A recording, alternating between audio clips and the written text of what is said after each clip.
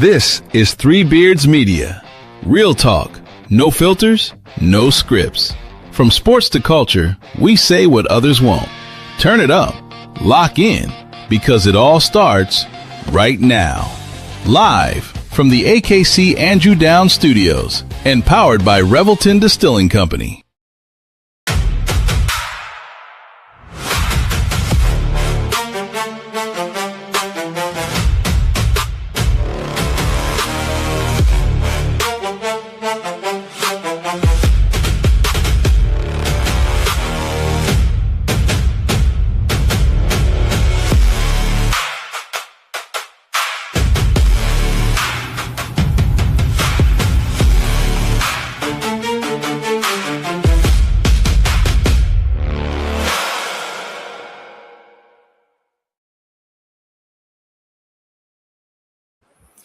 Good morning. Good morning. Are you hungover today? It actually is one of the first little bit of a hangover Really? on the Hawkeye hangover. Yeah, I had my 30th class reunion last night. That's right. Yeah, you're telling me about that. So And you I imbibed. Yeah.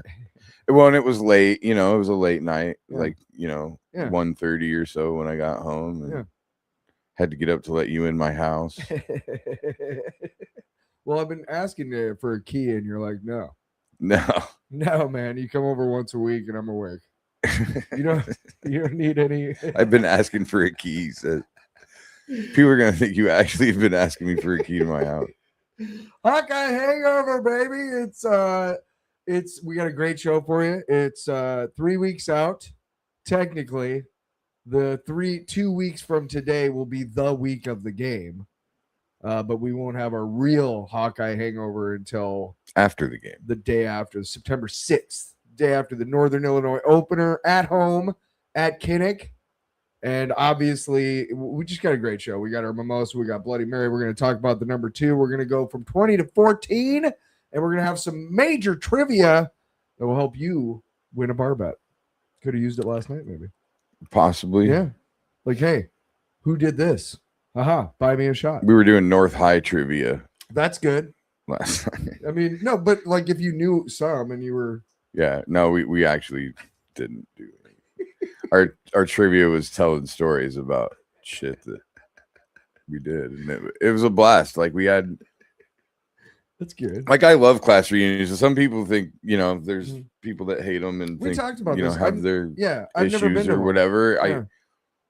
I think some people just have this like projection of, you'll hear like, oh, well, I see the people I want to see. Yeah. I don't know, man. Yeah. We're too old. That shit's stupid. Oh yeah, no. Like, and everybody's rooting for each other at this point. yep. I do want to go to my next one, which I think will be in 2029, because that'll be my something 5th. Because last 2 years ago was my something 5th. I'm not sure. 30 years, 40 years. Whatever. All right. But I'd like to go to one. But let's get into it, of course. We got a lot to talk about. Let's talk about our mimosa. Iowa assistants coach 2 different record-breaking Team USA performances. University of Iowa assistant coaches Jason Wakenight and Taylor Washington coached 2 Team USA groups to record-breaking performances at a pair of summer championship meets in August. And Washington's work overall with the relay teams helped Team USA win a record-setting 24 medals at the championships. We like to talk about the other sports sometimes, only in the offseason, though. When football season starts, we won't have room for anything else. It'll just be me pissing and moaning about the refs and probably some coaching decisions or something. Mid-distance runner Tarek Johnson anchored the 4x400 relay to the win. So good on the track and field. Iowa track and field. I got to get I like the Hawkeye stuff with like Herky doing stuff like the wrestling or the basketball or the like the pose on my jumbotron. Exactly. Yeah. Action Herky. I wonder. I'm sure there's a track and field one. I'm just almost positive. Run like, with a baton. Just show him running with a baton. Yeah, the baseball Herky's dope. Oh, I know it. I want to get that one. Yeah. I got a Banks Field one, which is my Irish. Speaking of which, I'm getting a new tracksuit made as we speak. Nice. I'm remaking the black one. Is it velour? Of course it's velour. Fuck yes. I have. I'm so glad we're on the same page. As far as that goes. So the black one that I currently have is like a quarter zip, and I wanted a full zip, so I'm remaking it. Hell yes. Yes. Try to get the full zip. I feel like everyone should have a velour Hawkeye track. Maybe I'll start selling them or something. You should. Just get a website. Blank velours. But I don't want anybody else to have them. Yeah. I want to be the only one. Yeah. I've done that before where I have like a merch site where I'll put up something and then I'll make a t-shirt and pull it down. Yeah. So nobody else has one. There's a bunch of Newhart shirts I want to make. Bloody Mary. Speaking of hangovers, citations and arrests are up at the U of I since they started selling alcohol at games. Just to put it in perspective, a decade ago and 6 years before University of Iowa Athletics in 2021 started selling alcohol at games, 18 fans were ejected from Kinnick Stadium over the entire 2015-2016 season. Really? Only 18? Only 18. Last year, when the Hawkeyes ranked in $3.9 million in beer, liquor, and wine sales across its 7 home football games, 288 people were ejected. Yeah. So what? Let's not talk about the revenue of the fines they paid after they got ejected. Going back to the state. Yeah, like it's all revenue. All that stuff helps the. Nobody says that refuges. There's like all these fun hate. First of all, I'm telling you, 50% of those are just somebody sitting around some fun hating asshole. Yep.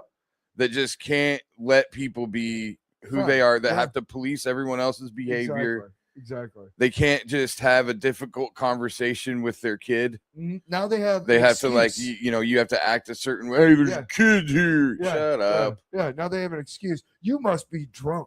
Yeah, just you're over. What if I'm just a super fucking like jazz? I don't give a shit. I don't care what anybody says. Yeah.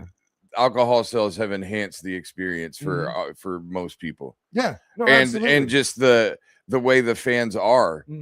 Like how passionate people are during the game, and how loud people get, and all that stuff. That all gets juiced up. I'm surprised it didn't happen a lot more, because literally, like, cops in Iowa City have nothing to do but bust drunk people. Well, and the other thing is that's one thing I hate about it is someone can call if you could be arguing with someone next to you, like they don't like you yelled a cuss word or something, right?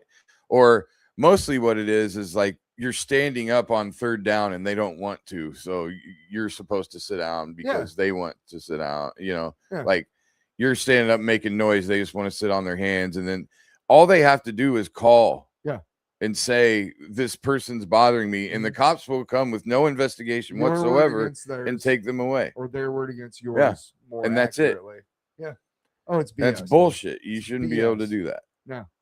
But it is what it is. You do have to be cognizant of the people around you on some level. Like you don't want to be a person that ruins somebody's experience. But at the same time, you don't get to ruin mine by being a fuddy-duddy douchebag either. No. And it's the whole thing, like, like straight edge people, whatever you want to say, like, oh, people who smoke weed are, devil worshippers.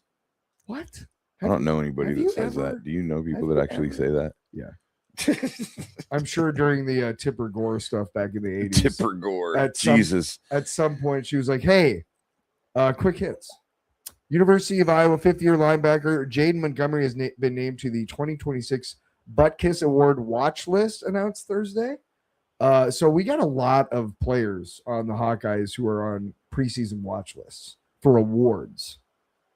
Which is a weird thing with so many guys gone. I know. Like a lot of these guys that are on these preseason watch lists haven't even played much as far as fifth-year linebacker probably hasn't played a lot. Right. But here's the thing. I think a lot of these awards watch lists, whoever puts them together is like, hey, we know Ferentz and we know what he's able to do with the guys that have been in the system, been in the program, but haven't maybe gotten a lot of playing time. We trust Ferentz. I think the sports writers of America trust Ferentz almost as much as we do. I wonder too if those awards are somewhat submitted for in a way where they're like, that's the other thing too. As long as do they send out a press release? Right. Like it like all you have to do. Hey, who's your best linebacker? Probably this guy. Yeah. All you have to do is be like, hey, I want to submit my name to be on the preseason watch list, or I want to submit. Honestly, I wonder if it is. I mean, because so many things are absolutely like that. There are so many smoke and mirror awards in life in general. God, yes. Like, there's like some podcast awards thing, and we could submit our podcast for best sports podcast. Yep. And as long as we pay $200 and drive to Cedar Rapids for the banquet, we might win this podcast award. And then we'll say 2026 winner of the douchebag of the year podcast. We love your podcast. Please remit $5,000. Yeah. And we will make sure you get on all the algorithms. God, you can steal money from people so many ways. You can do that? Of course. Just give us the money and you'll never We'll start putting on conventions and just fake seminars and shit. Make rich assholes pay thousands of dollars. You need to send 4 people. Do you think people would notice if we started doing TAD Talks? TAD Talks? Timu TED Talks. At the end of them, they'd be like, hey, what was I like? Oh, you didn't read the fine print. Hawkeyes, we like to talk about other sports. Hawkeyes overwhelmed Panthers in opener. 5 different players found the back of the net as the University of Iowa women's soccer team opened its 2026 season with a dominant 7-0 victory over Milwaukee on Wednesday at the Iowa Soccer Complex. Nice. Women's soccer is supposed to be really good this year. In about 3 weeks, I won't remember that because are they on like field hockey level?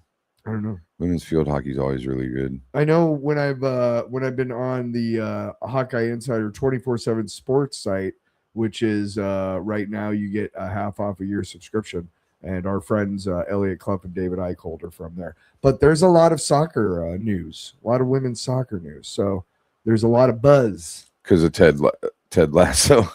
Riley Heeman, Barrett Parton, Berkeley Bengelli, Elle Wildman, and Lexi Griffin all scored for the Hawkeyes. So that's pretty cool. Yeah. Kids Day practice. This was the biggest thing, I think. Gives us a major update on the quarterback battle. A great article by David Eicholt on 24/7 Sports. Again, right now, 50% off a year subscription. But a great article from him. Talked about Von Amy, DJ Von Amy, just having a command of the route tree and being able to get in and out of breaks so well. He had a touchdown, and I think he also had 2 touchdowns, but just ridiculous plays, like in and just past the linebacker and just gone. Von Amy's a stud, dude. He's still trying to get better. He's a dude. Yes, people are talking about him, and he's like, okay, I haven't done jack shit, but okay, I'm still trying to get better. That's the mark of a champion, I think. Let's be one. Hecklinski dominated the quarterback competition. He finished 17 for 25 for 205 yards and 5 touchdowns. Holy shit. Hank Brown struggled, going 9 for 21 for 42 yards without a touchdown. But he did show off some of his moves. Hank Brown did? Yeah. As in running? Mobility. Really? Yeah. I thought that was the other way. I thought Hecklinski was our mobile guy. I know. But Brown was the guy because I think what was going on is because he was struggling, I think, with the processing, he had to do more scrambling. Gotcha. Than Hecklinski did. I think in a straight up competition, Hecklinski's got less of a mobility factor, but both can. I think every quarterback worth of salt can get out of the pocket a little bit. Yeah. Except for Kirk Cousins. Well, I like sorry. I think it was when we had him on, David, did he make the comparison to Drew Tate with Hecklinski or Brown? I believe it was Hecklinski. Yeah, which is that mobility of still throwing, like Tony Romo was. Yes. Just really good at getting out, but still looking downfield. Yeah, we're not talking Steve Young. That's what I loved about Drew Tate. he would get out of trouble and still complete a pass. That's what good quarterbacks do is, they're not statues. The scrambling for yards is a last resort. The whole time you're running back there, your eyes are downfield scanning, and if you've got receivers who are worth a damn, they're getting open. Somebody is. And you're okay. I'm gonna fit that. Vanami's open. Yeah, he's gonna be open every friggin' play. So yeah, the kids' day practice was a great. Was it? You ever been to a kids' day? I've never been to a kids' day practice. Be a weird thing to go to right now with no kids. It would be. I don't. I had. Hey, I'm 48. Can I have your autograph? For 8 years, I had 3 stepsons, and we went to they had a clinic up at Valley Stadium, and my head coach from high school, Reese Morgan, was coaching the defensive line at the time, and obviously the kids wanted to go because they were Hawkeye fans because we raised them right, and they were Hawkeye fans. So I took all 3 of the kids, and they got to participate in like all the drills and stuff on the field. And I was over on the fence, like kind of off to the corner, off to the side, and I saw Reese Morgan, and I was just talking with this one dude on the other side of the fence, and I'm like, "Hey, is that Reese Morgan?" He's like, "Yeah."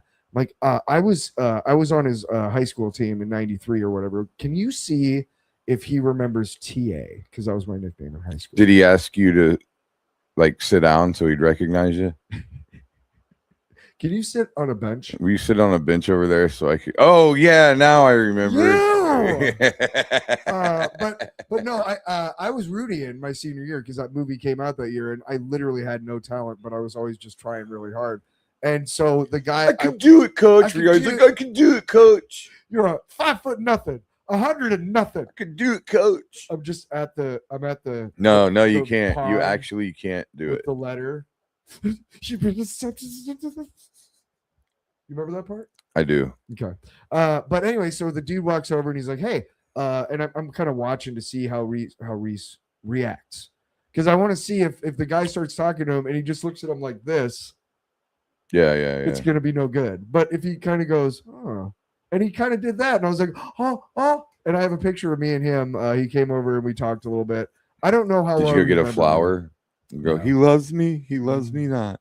But it was cool to see my high school coach. He loves me. Yeah, I was a little bit famous, not a lot famous, but a little bit famous. A little bit famous. Yeah.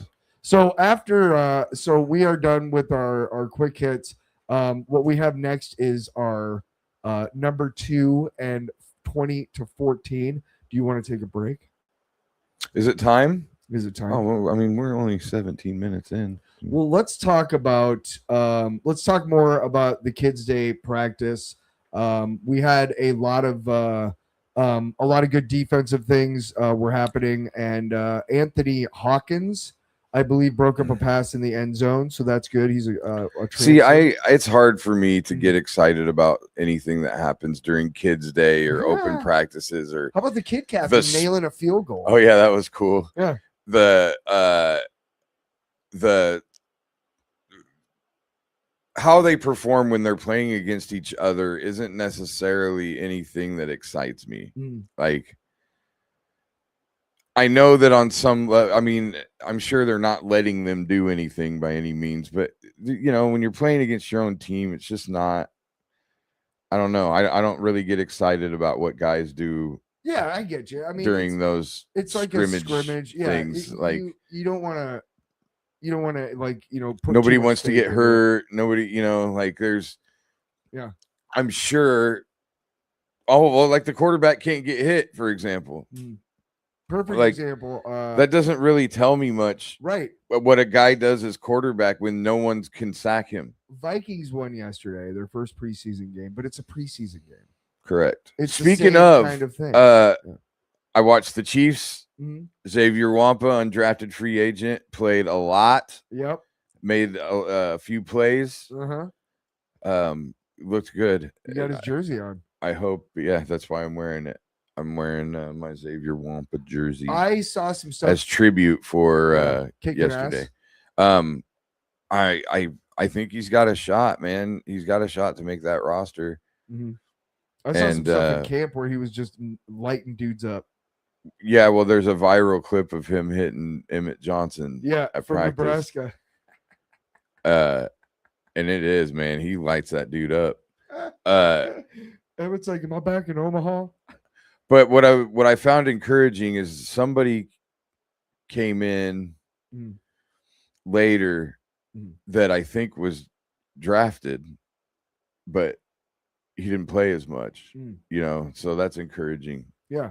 And yeah, so go get him, X, man. I think Xavier's going to be good. I thought he'd get drafted at least late round, but I think he's one of those guys that he'll, at the very least, he'll probably, I think, make a roster somewhere where, well, at the very least, he's going to get signed to a practice squad. There's no doubt in my mind that that'll happen at the very least. Yeah. But I think that because he's undrafted, you can get him cheaper, right? Yeah. So if he's performing on the same level as a guy that you drafted in the 6th or 7th round, you're going to sign the cheaper guy, the league minimum guy. So, you know, fingers crossed. I hope. I think he's going to be a pretty good. He's got the skills. He's got the tools. He's just a couple guys needs a chance. A couple of Hawkeyes, former Hawkeyes in the NFL that have not performed up to standards, I would say. Lucas Van Ness with the Packers and Noah Fant, I believe, is with. I thought he was with the Seahawks. I'm not sure where he's playing now, but Fant came out in the middle of that kind of Kittle, Laporta type of like run or whatever, and he just has not really put it together. Well, Fant, maybe not been. Fant and Hawkinson were, I think it was Hawkinson. Were at Hawkinson's been bad. They were back at the same time. They were. They don't use him a lot, which really bugs me because I was so happy when they got him. Hawkinson got banged up. Yeah, he totally did. He hurt his knee. I think who knows what's going on there. That second year with the team. Yeah. But Lucas Van Ness, first round pick for the Packers, who just dominated in college, and he just has not put it together. And I think that who knows if that's just the opportunity that has been given so far. Maybe he needs a change. Where is this coming from? Because I haven't seen anything where, like, I felt like he played pretty well last year. The Packers faithful, when I read about the Vikings, sometimes I'll get the Google is dumb and it'll be like, you want to read about the Packers? Like, no. Gotcha. But the headline will be like, then, you know, whatever. And I buy those preseason magazines, all that junk. And one of the things they always talk about is, you know, when they talk about the defensive lineman, or they have a on the hot seat section. Lucas Van Ness. Oh, they like, wanted to see more out of him or something. I thought he's been doing okay. Yeah, but those guys just fucking grab shit and stuff to write. Like, it's not based on anything. I don't have a lot of. I'm not sitting here going like, what are Packers fans thinking and saying? That's not what's running my world. Right. But I do pay attention because I'm an NFL nerd. But yeah. All right, well, let's take a break. All right, we're gonna do this break. We'll and when we get back, we're gonna talk about some awesome players and get back. We're gonna get some history of the Hawkeyes because there's some good stuff. We'll be right back with more Hawkeye Hangover. What happens when Iowa grain meets world-class craftsmanship? At Revelton Distilling Company, every bottle begins right here in the heartland. From locally sourced Iowa corn and rye to the final pour, our grain-to-glass process ensures exceptional quality in every sip. Whether you're enjoying our award-winning mulberry gin, smooth honey whiskey, or rich whiskey and cream liqueur, you're tasting the best of Iowa in every bottle. And now, Revelton can ship directly to 48 states across the country. Visit ReveltonDistillery.com and have Iowa's finest delivered right to your door. Buying or selling a home is one of the biggest decisions you'll ever make. That's why choosing the right real estate team matters. The Jenny Farrell team with RE/MAX Concepts has been helping families across the Des Moines metro find the right home since 1998. Born and raised right here in the community, Jenny understands the neighborhoods, the market, and what truly makes a house feel like home.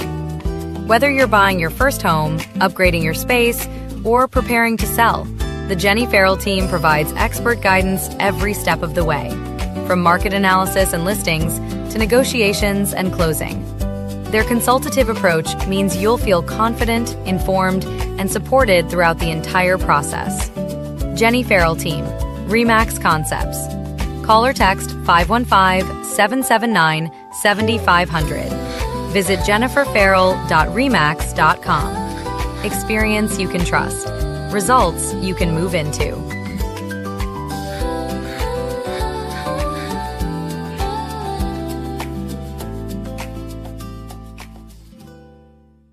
In the heart of Des Moines, one name stands above the rest. Step inside, where tradition still matters. Warm, familiar, unmistakably Iowa, where every guest is welcomed like family. Service that's personal and never rushed. Fresh starts made daily.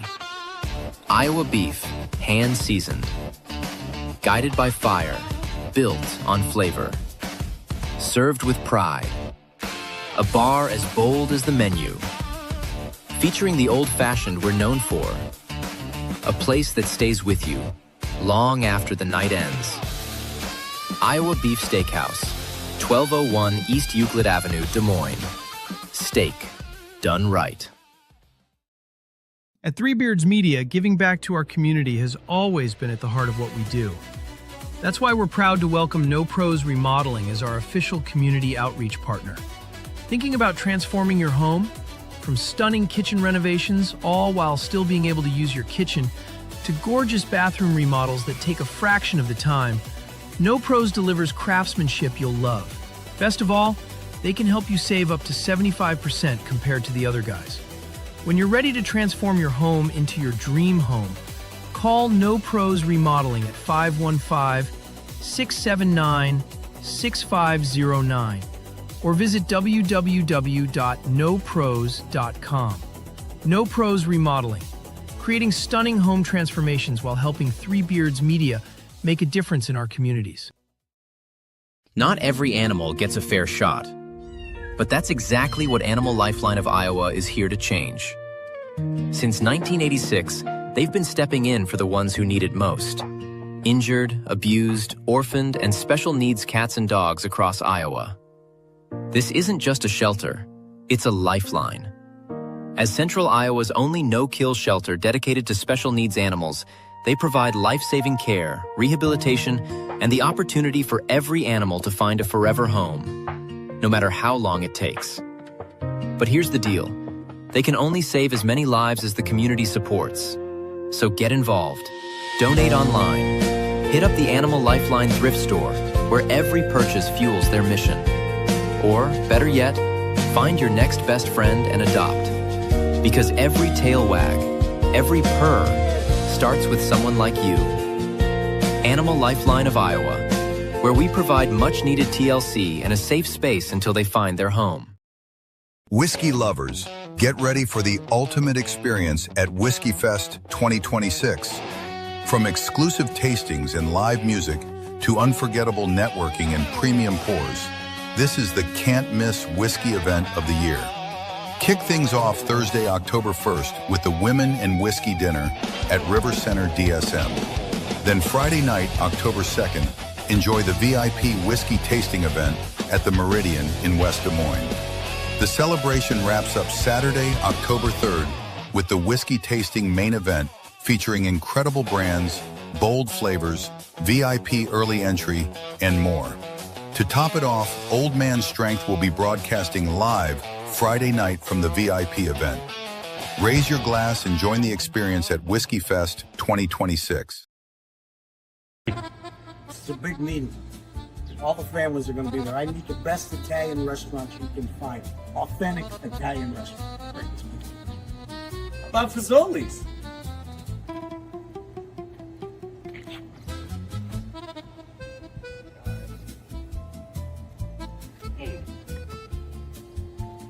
Hey, the 5 families are coming into town. I need your best tonight. The boss is on me. This is a make or break deal here. I need them to be happy, so bring us your best. Can you handle that? Always the best at Chuck's. Always. I got you. Since 1956, Chuck's Restaurant has been bringing families together right here in Des Moines. From fresh handcrafted pizzas and classic Italian pasta dishes, there isn't a menu item that you can't refuse. And when it's time to unwind, come have an ice-cold beer at the bar or sip some scotch and relax. Oh, look at that. Welcome the Chucks. Everybody, manja. Come over to Chuck's, where all families get to eat. And kids eat free on Thursdays.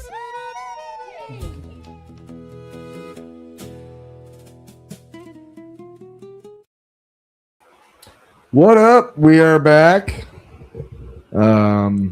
at Hawkeye Hangover. And so the Iowa football season starts September 5th.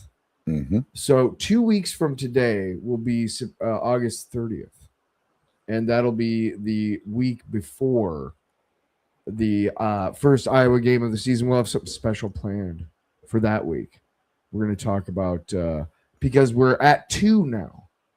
Okay. So we got number 2. We're talking about our best guys to wear it of all time. And we're going to start with our buddy Freddie Russell. Fred Russell, the original muscle hamster. Russell was the starting running back for the 2002 Iowa Hawkeyes football team that tied for the Big Ten Conference Championship, played in the Orange Bowl, and was ranked number 8 in the final AP poll. Rushed for 1,264 yards and 9 touchdowns during the 2002 season. I feel like he started that season third string. Mm-hmm. Yep. He had at the end of the season, he was selected by the Big Ten coaches as a first-team running back. 2002 All Big Ten Conference football team. So that's how you do it. Bowling ball, man. You start at number 3 and you work your way up. 2003, he was the starting guy. 10-3 record. Defeated Florida in the Outback Bowl and was ranked AP number 8 in the final AP poll. He, at the end of his college career, and despite receiving significant playing time in only 2 seasons, 02 and 03, Russell still ranks 3rd on the Iowa career rushing list. He also had 2 of the top 5 single-season rushing totals in Iowa history. He was selected by both coaches and media, second-team running back on the 2003 All Big Ten Conference football team. And in the 2004 Outback Bowl, his final game for Iowa, rushed for 150 yards, scored a touchdown, and was named the game's most valuable player. That makes me think about, like, what's that actually tell you? Is it more so that we've had a lot of running backs that only played 1 season, 1 or 2 seasons? Yeah. Like, it's very rare. Like, that's why Cedric Shaw is so far and away ahead of everybody. Yeah. He played for 4 years. He kicked so much I think ass. number 2 is probably Liddell Betts. Yeah. Yeah. Like, just so many guys there's only so many running backs that played more than 1 or 2 years. And everybody's got their own, like, kind of style. You got, like, guys like Fred Russell, who's kind of the bowling ball. You got guys who got a little more shiftiness. I would say Kamari Moulton has more shiftiness than, say, Russell might have. You know what I mean? Like, with that. Remember how good Marcus Coker was? Yeah. The dude was so good. We just got, like, 1 season from him. I know. And that's happened before, too, where we have, like, a stable of running backs. It's still happening, kind of. Who did we lose from? Well, they last do year? a lot more by committee now than Right. they used to. Yeah. That's another thing. That's partly kind of how the game has kind of progressed, too. Yeah. Is that it's not as big of a deal for the running back. So, but yeah, Fred Russell was a stud. And so let's go to number 20, the best number 20 to wear for the Iowa Hawkeye football team. And that is Wilburn Hollis. I know you're like, what? Who? And I love his name. Wilburn Hollis. That is a name, dude. After sitting behind Olin Treadway as a sophomore in 1959. Behind Olin Treadway? These names. Olin Treadway. What year? 1959. He played for 59 to 1962. Hollis ascended to the starting quarterback position as a junior and helped lead Iowa to one of its most successful seasons against Wisconsin in 1960. Hollis threw the winning touchdown pass to Sammy Harris with only 52 seconds remaining in a 28-21 victory. Iowa was elevated to the number 1 ranking in the nation after the win and spent 3 weeks at number 1. They also won a share of the Big Ten title that year with an 8-1 record. He scored 68 points in 1960, the most points scored at Iowa by a single player since 1922. All Big Ten selection, second team All-American as a junior. He began his senior season in 1961 as the number 1 ranked team in the nation in the preseason and led them to a win in the opening game, rushing for 124 yards and 2 touchdowns in a 28-7 victory. But then he fractured his right wrist in the second game of the season. And that was it for Wilburn Hollis. Wilburn Hollis might be my all-time favorite name. We're gonna have to do that. We need to do an all-time best names deep dive about the dude. Wilburn Hollis. I'm obsessed with that name. He went by Will Hollis, but Wilburn. That's not Wilbur. That's Wilbur with an extra. Wilburn. Yeah, like Wilbur is not enough for me. I need Wilbur. You got to have something at the end. Wilbert.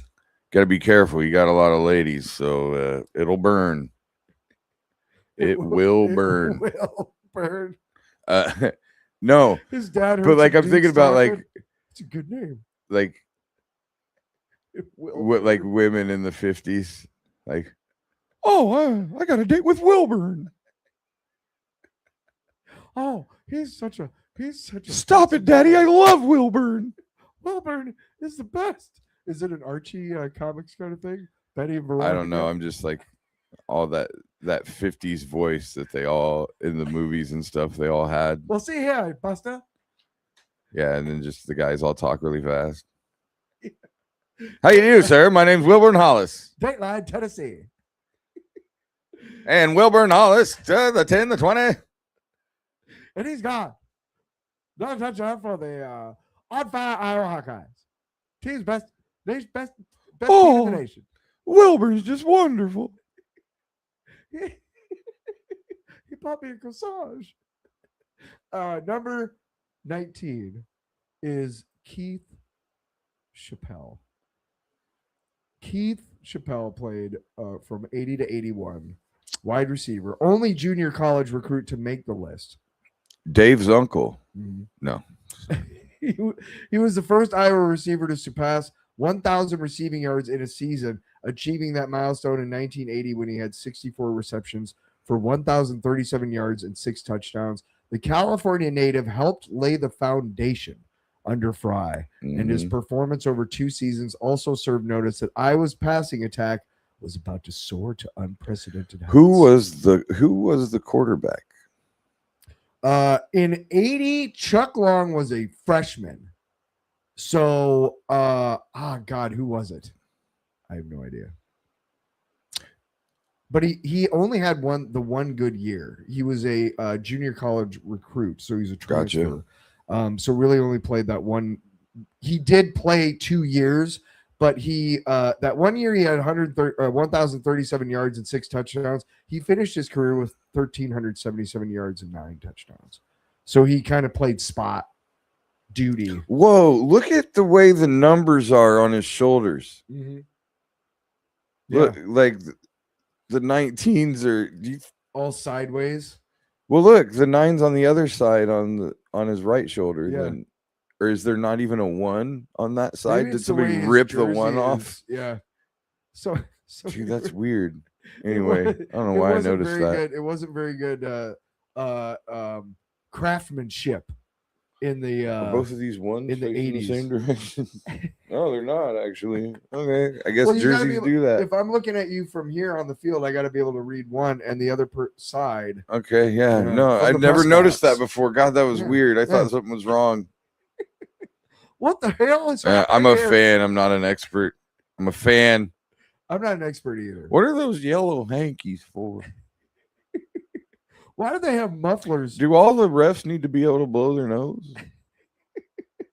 Do they have number 18? I was gonna make a joke, but it wasn't that great. Didn't be that good, so I'm gonna move on. Number 18, I almost wore my Minnesota Vikings 52 jersey because number 18, my pal and yours, my favorite, Chad Greenway, he's from South Dakota. He played his college career at Iowa and all 9, I believe it was 9 or 10 years with the Vikings. I miss when they used to like make t-shirts. Yeah. People would just randos would make t-shirts to sell before the games. And they would be, like I remember one of them I used to buy them all the time because one was a Matt Roth one, and it just said on the front it said "Who's crazy," and on the back it was just Roth. And then I used to have a T-shirt that had 2 pistols. Yeah. And it said, and it had number 18 on it, and it said, "Guns don't kill people, Greenway kills people." And the other thing, I missed I missed those. I wish people did that again. They couldn't get away with it anymore. No. But another little fun personal fact on draft day. Yeah.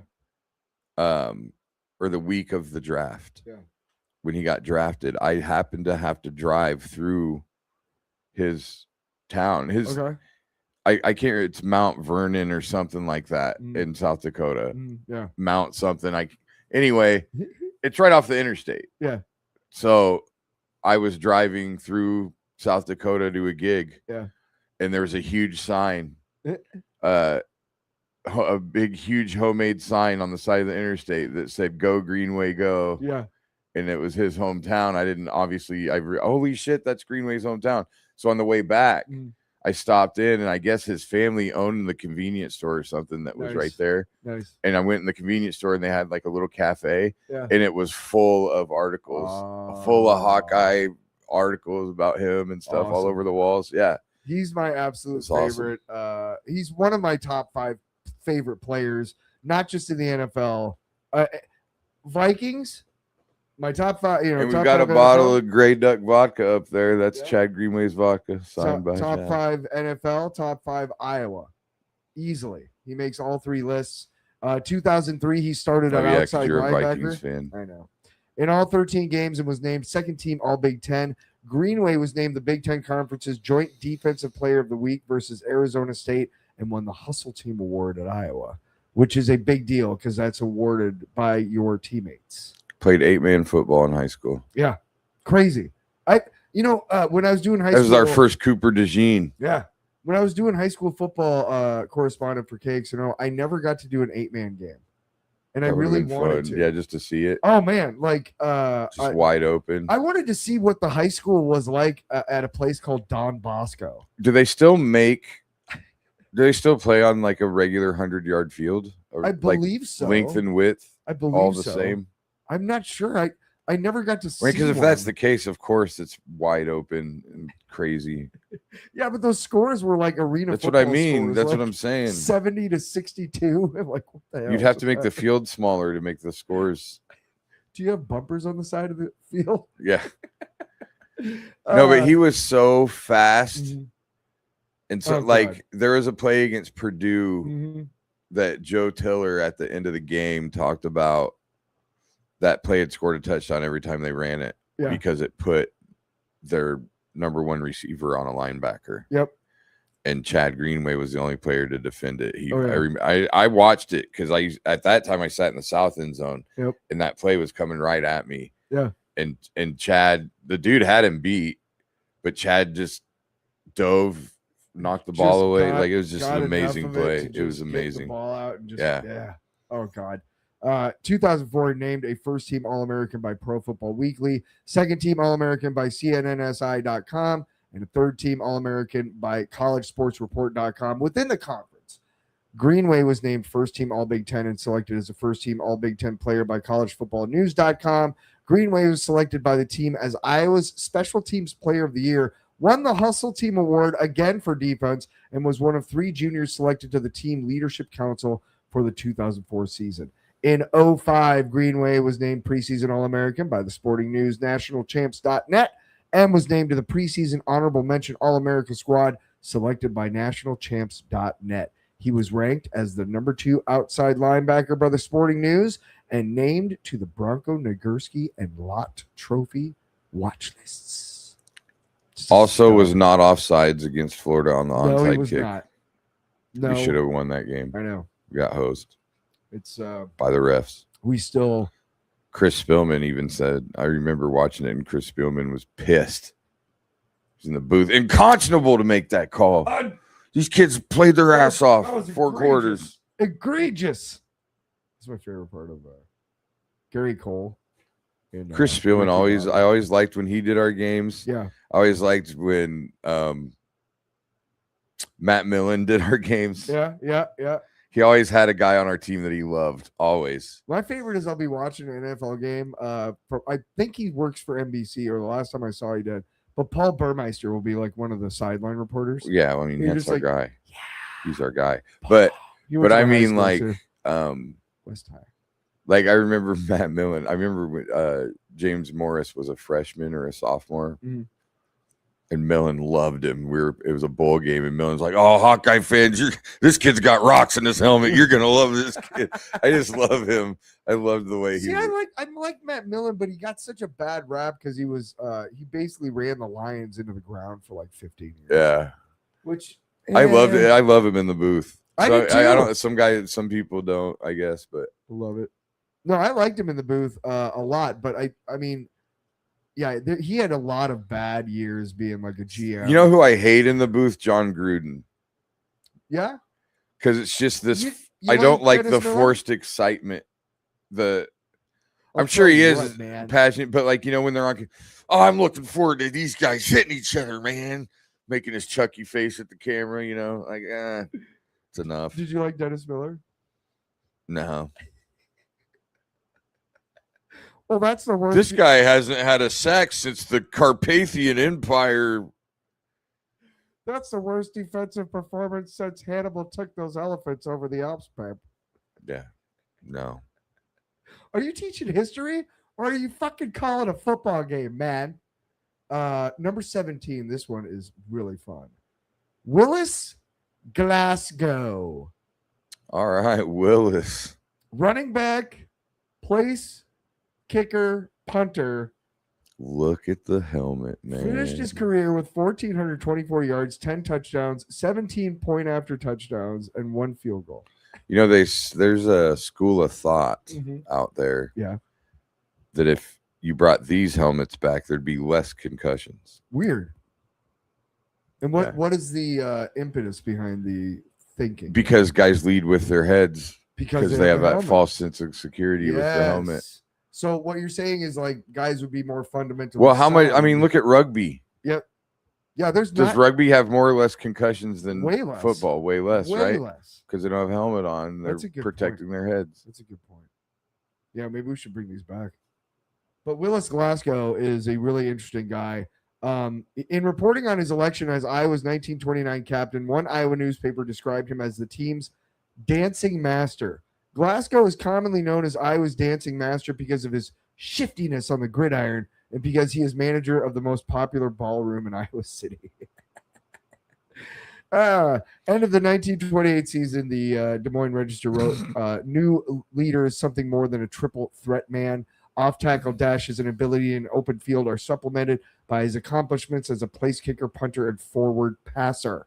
I just keep seeing the videos that they would make back then, like a league of their own, And then there's Willis Glasgow. When he's not on the gridiron, he's cutting a rug. They cut to this Then they cut to the ballroom. Everybody's doing the jitterbug. They got these suits on with the wide collars. Some people don't like the ballroom. They let the girls show their ankles in there. He weighed only 160 pounds and was 5'9". But he was apparently immune to injury, and despite the fact that he was a target of every defense the Hawkeyes encountered, he almost never called for timeout.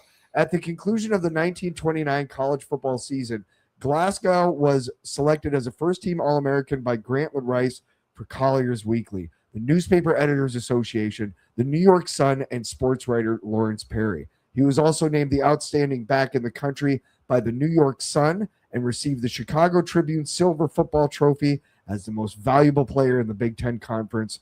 Glasgow was also honored by being selected to play for the East team in the 1930 East-West Shrine Game. He was, for lack of a better term, a little bit of a stud.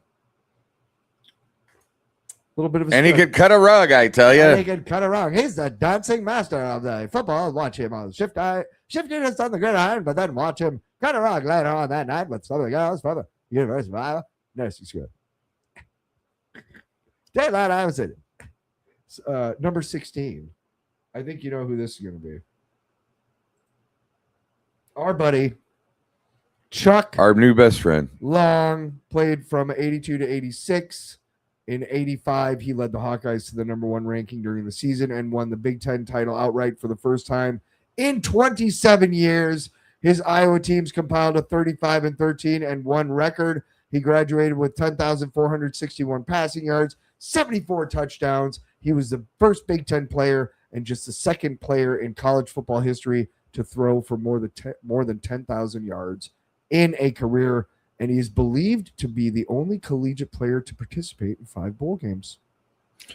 You know, when we talked to him last week, that was so awesome. I had no idea.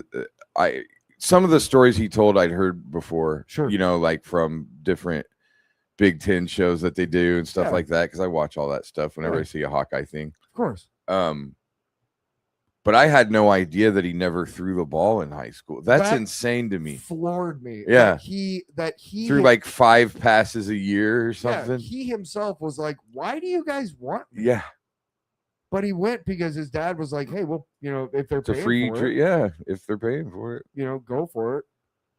Unbelievable. Accumulated numerous awards. He won the 1985 Maxwell Award, given to the nation's top player, Davey O'Brien Award, which was given to the nation's top quarterback. He was a 3-time All-Big Ten quarterback, the Big Ten Player of the Year, and a consensus first-team All-American. Finally, he was the runner-up to Bo Jackson.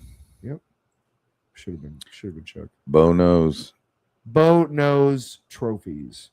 Our number 15 is a really fun one too, because we all know Kinnick Stadium, but the field itself is named for this guy, Duke Slater. Slater. He was a tackle, and he played from 1918 to 1921. When he arrived at Iowa in 1918, eligibility rules had been suspended, so he was able to play football as a freshman and earned 4 letters for the Hawkeye football team from 18 to 21. The Hawkeyes compiled a record of 23-6-1 during Slater's 4 years in uniform. Iowa finished with a 5-2 record in 1919, losing their 2 games by a combined 5 points. As a sophomore, Slater earned unanimous first-team All-Big Ten honors, also chosen as a second-team All-American in 1919, becoming just the 6th black player ever to earn All-American honors in college football. In Slater's senior year in 1921, they claimed a share of the 1921 national championship, posting a perfect 7-0 record and never trailing at any point during the season. They also captured the school's first Big Ten title in 21 years, won the first outright Big Ten crown in school history. They upset Notre Dame 10-7, handing them their first defeat in 3 years. And a photo taken during the game by university photographer F.W. Kent showed a helmetless Slater clearing a hole for teammate Gordon Locke by blocking 3 Notre Dame defenders. I couldn't find that photo. What a heroic moment.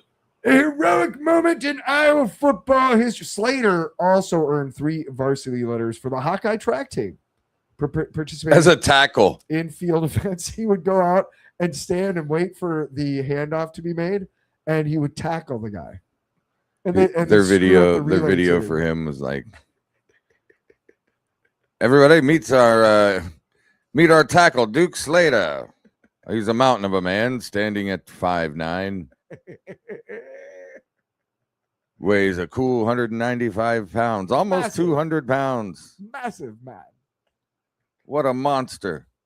He helped Iowa to a 3rd place finish at the inaugural 1921 NCAA Track and Field Championships. And the field at Kinnick is named Duke Slater Field for him. It is Duke Slater Field at Kinnick Stadium. So that's good stuff right there, man. Duke's, it is. And I was talking to you earlier before we started the show, and one of the things, like, you know, look, Niall Kinnick is the man. There's no doubt in that. But, you know, the guys like, you know, Willis Glasgow and Duke Slater, those guys who were there before, obviously you don't have as much material to draw from contemporary accounts for those guys. Sports reporting wasn't what it was then.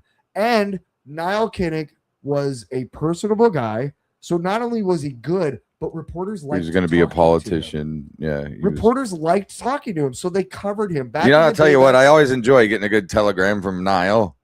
Yeah. Anyway, the whole Roger Maris home run championship thing. The reason why home he run had such championship. well, when they were going after Babe Ruth's, when they were going after Babe Ruth's record, Mickey Mantle, and everybody, the press liked talking to Mickey Mantle. Roger Maris wasn't a guy who liked talking to the press, right? And so consequently, that's why Mickey Mantle more, blah blah blah. But it's worth mentioning that the reason why we know so much about Kinnick is there is a wealth of contemporary stuff on him, and he's got so many, things in the school. But guys like Duke Slater were there, and they kicked some ass too. So, we have a long. It's good to learn. It's fun to learn about those long guys. history of kick-ass Iowa football guys. Now, number 14, an honorable mention. I got to give you this one.